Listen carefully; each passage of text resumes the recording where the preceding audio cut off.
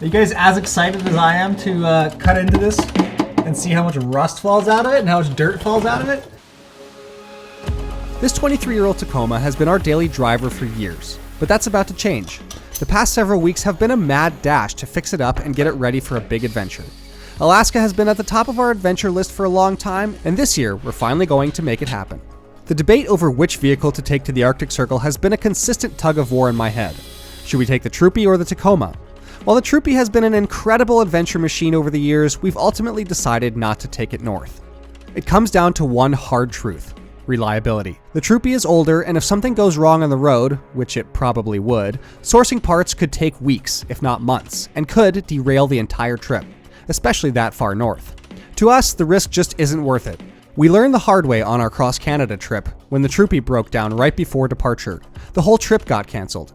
That kind of heartbreak only has to happen once. I've heard too many stories of people stuck in remote towns for weeks on end, waiting for their parts for their exotic Land Cruisers or old Land Rovers. So this time, we're trying to avoid a catastrophe before it even begins. The Tacoma might not be perfect, far from it, but it's reliable and parts are easy to find. And that's what we need for Alaska. We've already replaced old suspension and driveline components, but now we're diving headfirst into a major frame repair, something I was hoping to avoid. Ugh.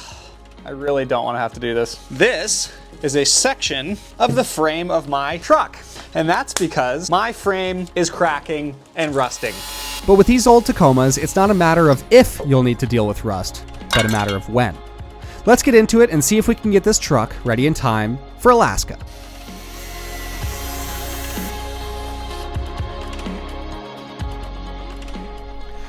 All right, let's take a ride over to the metal supermarkets because I need to pick up some steel for the frame of the Tacoma. There's a couple of pieces where my plate that I ordered isn't covering enough of the frame because I cut too much away. So there's a bit of a gap that I need to fill in with a plate of steel. Yeah, let's take a ride over to the metal supermarkets.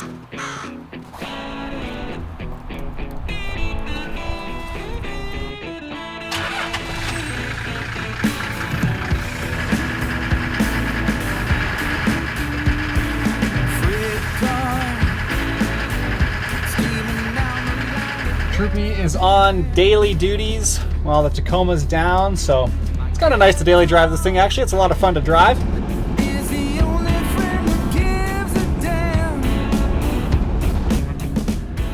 Walking into a place like this is always a bit inspiring. There's just something about being surrounded by raw materials that gets your brain turning with ideas. You see racks of steel, aluminum, and stainless in every shape and size, and suddenly your project starts taking shape. The best part is they'll custom cut any piece to the exact dimensions you need, which is a game changer when you're working on something as specific as a frame repair. And if you're on a budget like I usually am, they've also got a scrap pile where you can dig around and find metal that's headed for the bin. Perfect for snagging a piece that you can bring your build together with without breaking the bank. Time to get this piece home for some cutting and welding. Sorry to interrupt the Tacoma build video. We are right in the thick of it here, getting this frame all repaired and everything. Shouldn't be too much longer, but there's still a ton of work to do. I just wanted to come on here and say a huge thank you to you guys for watching, following along with this build, and hopefully following us on the adventure up to Alaska. It should be an awesome one if we can get this truck on the road. I just wanted to pop on here real quick and say that Allison and I made some t-shirts that are going to be for sale on our website. It goes to supporting us getting up to Alaska and back, hopefully, right? We have a bunch of different colors, a bunch of different sizes, cool graphics here. We got the breast logo, and then we got something on the back here, kind of a keep old trucks alive message with the different headlights and grills of the Toyotas that we've owned. So if you guys want to support us, hop on over, check out our t-shirt sale going on right now. We design and make these shirts right in-house here. So Allison bought a Cricut cutter machine and a heat press. Lots of different colors, lots of different sizes. They won't last long. We have a limited supply. Again, I just wanted to thank you guys so much for watching our videos. It means the world to both Allison and I. We work really hard to make the best content we can make. I hope you guys enjoy it. You can order directly off of our website, or there should be a place in the description of this video where you can get directly to the t-shirts. Like I said, lots of sizes, lots of colors, and now we are back into the build. So I'll show you what I've done with the frame here so far. We've gotten it cleaned up. I welded a plate on the inside of the frame. Now I have to build a couple of little plates to fill in a couple gaps. It's just little things like that. Cardboard is a cheap and easy way to mock up a patch panel. Once you have your shape, transferring it over to metal is relatively easy. I'll trace it onto some steel and cut out the real deal, ready to weld in and bring this frame back to life. Every piece is one step closer to a fresh frame. I'm not necessarily going for perfection here, rather something strong that will hold up to anything Alaska can throw at it.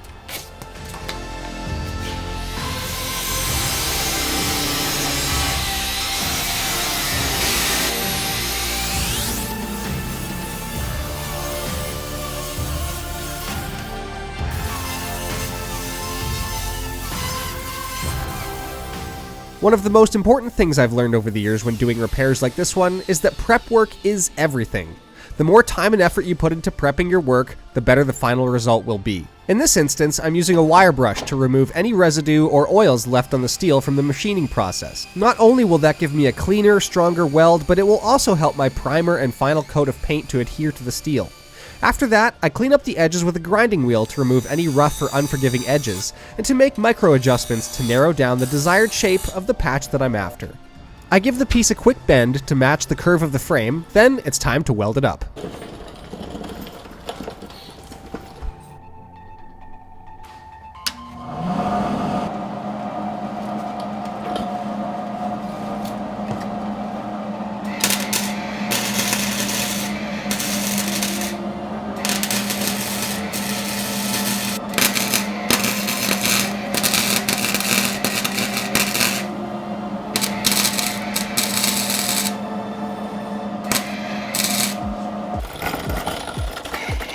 Alright, we are making things happen here. We got another cardboard piece here that we're going to make another patch out of. That's fitting pretty nicely.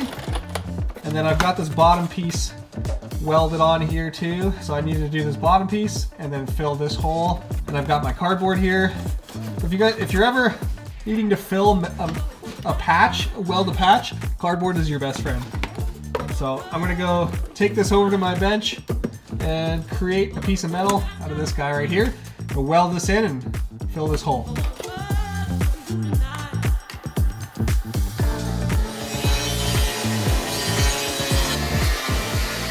Now, I don't claim to be an expert when it comes to welding, and it's not a skill I'd ever list on a resume. Some basic knowledge on how to set up the machine and the motions to use while welding have gotten me to the point where I can confidently weld two pieces together. This piece here is technically a structural weld, but I'll be putting a plate cap over top of these welds as well. For those, I'll be calling in some extra help from a friend that has a nicer gas welder and is able to lay a better bead than me. It's always nice having some friends to rely on in times of need, or just to help you glue your truck back together.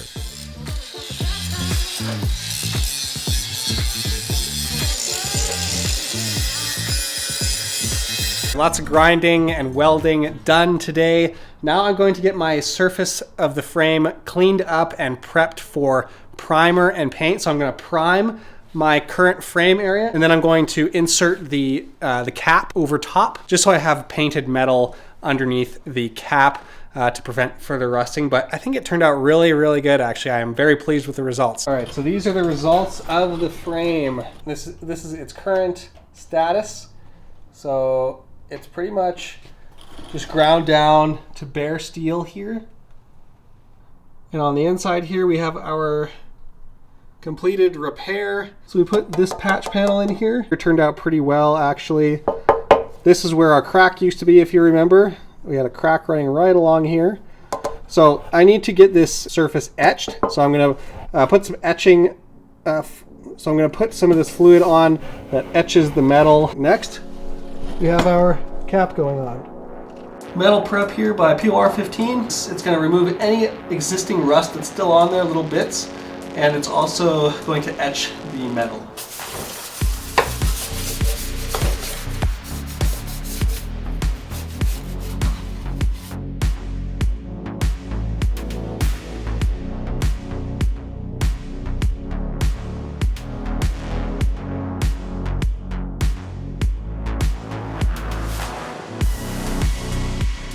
We got the frame all buttoned up last night. We got it primed, a couple layers of primer on it. And now I'm going to slide this, this frame piece, this cap, up and over my repair that I've done, which is pretty much just has left it with a bare frame. So to get the leaf spring mount back in place, And to get a little bit of extra coverage here on both sides of the frame to prevent future cracking, we're gonna slide this up into place and get it tacked up and then weld it in. But yeah, super excited to actually get to install this thing. It has been a ton of work getting to this point, so let's get into it. Let's install this thing and see how it goes.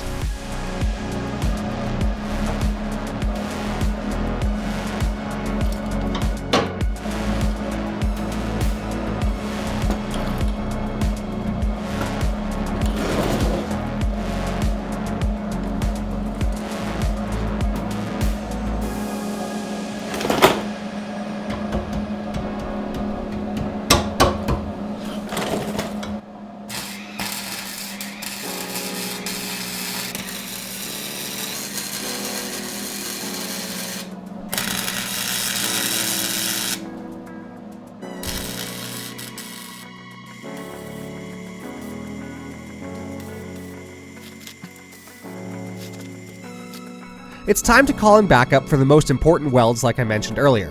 One of my good friends lends me some of his time to help me get everything buttoned up and squared away. But we've run into another problem. While welding, he noticed a few spots on the frame that seemed to be quite thin. Even on low heat while he's welding, he's blowing right through the frame in some areas, indicating thin, weak spots. We take a closer look and determine that there's only a few inches of thin metal.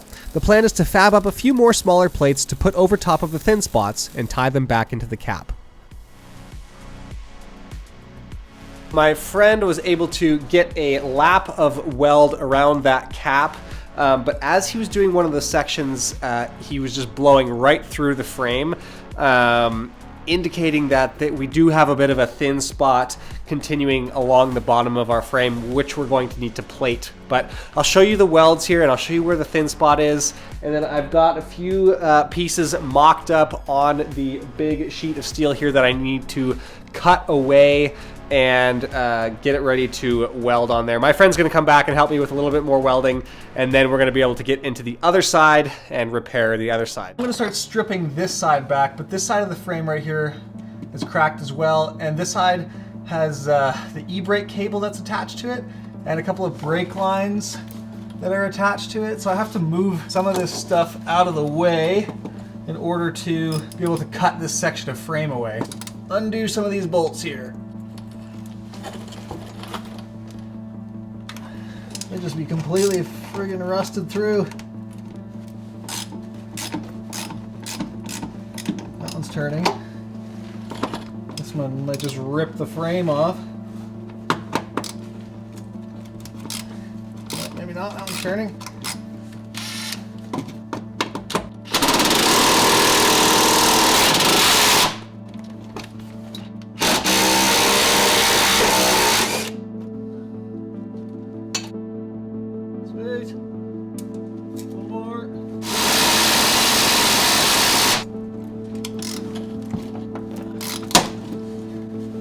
That just broke off, but that's all right because this is being cut out anyway. That's crazy. I have to tie this up somewhere. Pull a couple of these brake lines off. I've just accepted the fact that I'm going to get absolutely covered in rust over the next little while. I'm pretty excited to open that up. I'm a little scared though.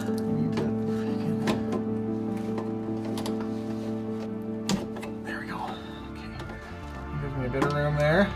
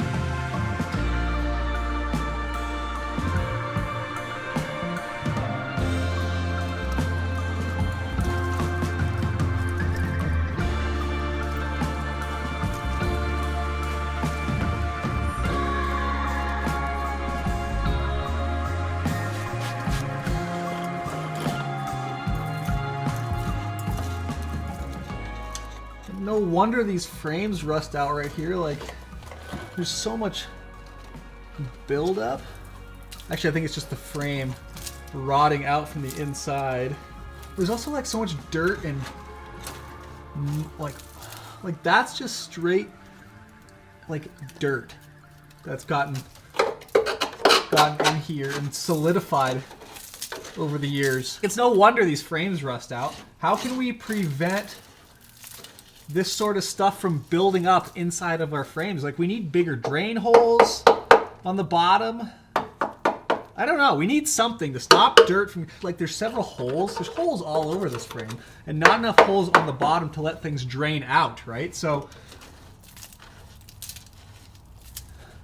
we need something to help the dirt drain and then not even get in there in the first place. This is just crazy, man. This pile is going to be huge. I thought the other pile was big on the other side. This side is actually not as bad, though. This side was worse. This crack along here was worse, but the inside on this side is not nearly as bad as the other side. Oh yeah, that's good. That's still real good metal in there. I hope I have my tetanus shot up to date. I do, I'm just kidding. This is gonna be a big pile here. Yeah, like I was saying, there's got to be a better way to seal off these frames and stop them from ingesting so much dirt and crap. Like, it's crazy.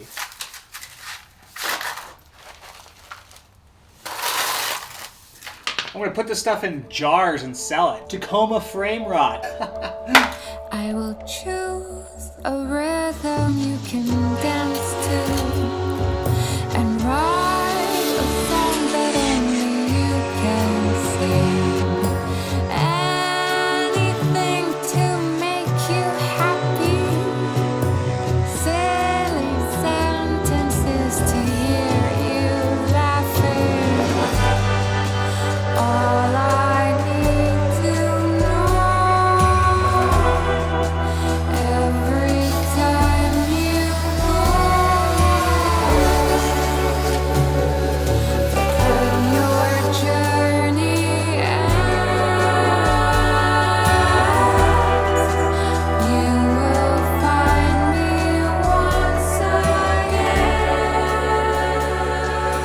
All right, so this is a bit of an update on the other side. I've also been working on simultaneously. I'm not going to go into all the detail on how we did the other side because you've already seen how we've done the one side, so I don't need to show you again. It's basically just doing the same thing to the other side, but I will show you the final product of both sides, how we get everything buttoned up after it's painted, after it's welded, after it's plated. I'll show you everything in the final product in the next video. So stay tuned for that, guys. Thank you so much for watching this video. Check out the t-shirts if you're interested. It would really mean a lot for us, and we will catch you in the next adventure.